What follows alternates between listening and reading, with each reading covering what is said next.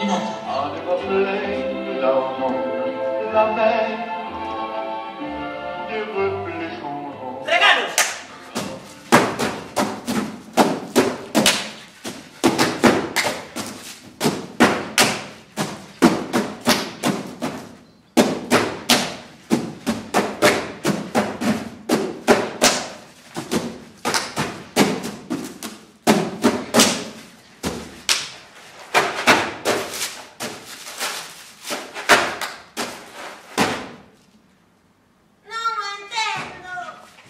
Nada que entender, filla, son regalos ou che gustan ou non che gustan.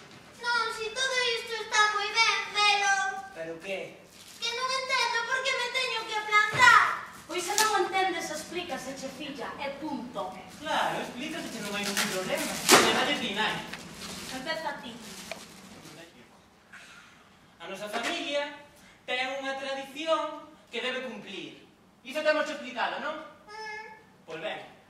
Cada certo tempo temos que plantarnos e punto. Cada canto. Cada 10 anos e quixo os 10. Ah, sí? Sí. Pero sigo sen entender, eu non quero plantarme. Dame... Que? Medo. Sí. Hai uns anos tua querida nai decidiu non plantarse. Escoita, Tío capaz teu de pai. aguantar na terra. E sabes, tío, que lle pasou? Que? Que tivo que comprar todos eses libros que están no cuarto estante. Os de autoaxuda. Eses mesmo. Si, filla, os libros de autoaxuda. De repente non sabía como comportarme. Era todo moi extraño. Aquí os tes. La delgada línea entre el humano y la máquina. Oh. Cómo no convertirse en máquina.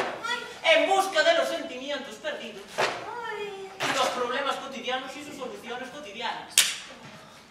Pero ler libros non é nada malo. Eu prefiro ler que me plantar, de verdade. Pero é que non é iso, filla. O que estamos tratando de dicirche é que se non te plantas, pronto deixarás saber como un se comporta e dependerás destos libros para seguir vivindo.